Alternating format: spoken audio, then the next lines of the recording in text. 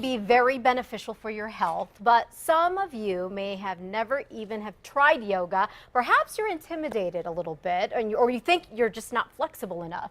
Melanie St. George, owner of Blissful Spirits, is here with me, and we are going to try some yoga poses for beginners. Melanie, thank you so much for coming in. Oh, I'm happy to be here. Now, real quick, do you have to be flexible in order to do this? No, that's a myth. You can't wait to be flexible and not do yoga. Yoga is going to help you be flexible. It's going to work on that with you. Yes. All right, so what are we going to do, Melanie? Okay, we're going to start with a sun salutation. Great thing for in the morning. Sun salutations to wake up. Also very beginner friendly. I make sure that there's a lot of modifications to make it work for everybody. Okay, I'll need the modifications. Okay, so we just start with inhaling up. And on the exhale, just a slight backward bend. Just warming up our spine by going backwards and forward. Inhale back up, and then exhale as you just bow to the earth. Bring your fingertips to touch the earth, and many of you guys are going to have to bend your legs to get your fingertips to the earth. Okay. Once your fingertips are on the earth, we're going to step our right leg back to lunge, and we want that knee directly over the ankles. Yeah, so we don't want our knee to come way in front of our ankle. Oh, I see. Then we plant our hands on the earth and step our left leg back to plank. Shifting our weight forward. This can be difficult for some people to hold, so you can just drop your knees down for tabletop. And we're going to take a chaturanga. So to modify a chaturanga for beginners, you just rotate your elbows to the back of the room, knees down, neck nice and long, so kind of looking forward, and then we just dip down chaturanga halfway. This is called and chaturanga. Inhale up, right?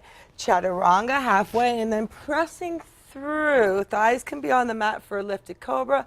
If you lift your thighs off the mat, it's an upward facing dog. Try to keep those shoulders away from your ears. And then we'll exhale back into a down dog. So you can just drop your knees, tuck your toes, lift your hips, downward facing dog.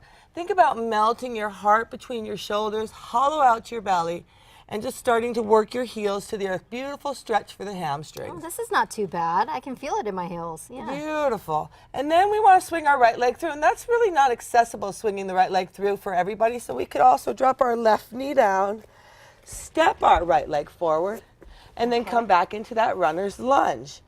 Taking our left hand to the earth, we're going to take our right hand to our hip and take a nice little twist. Rotating the spine to the right, and then reaching our right hand into the sky and spreading those fingertips wide so that we activate even our hands. This is not too bad. How am I doing? Beautiful. Okay, good. And then we'll take our right hand down, step our left leg through to meet the right forward fold, Uttanasana, and just round up slowly. And then we do the other side, but for the interest of time, we'll take you into half moon. So we really want to work the spine in different directions, okay?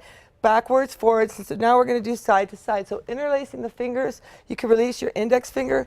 I like to take my right hand, grab behind my left wrist, inhale, lengthen, and on the exhale, we just kind of take it to the right, stretching out the left hand side of the body.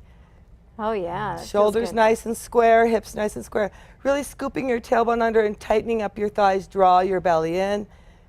And if this becomes too much for you, you can always just drop your right hand down, making it very beginner friendly.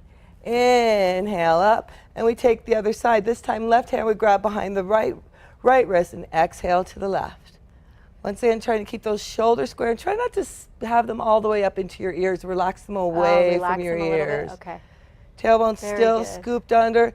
And once again, if it feels like it's too much, you just drop your left hand down. And I like these little modifications. Inhale up, and then we exhale. So a slight backward bend, but if you have lower back problems, you drop your hands to your lower back, drop your head, and just take a supported backward bend. Very nice. Right, inhale up. Just getting that movement in our spine. Very good, Melanie. Thank you you so much. That wasn't too bad. I like those modifications, especially with putting the knee on the floor and dropping down the hand.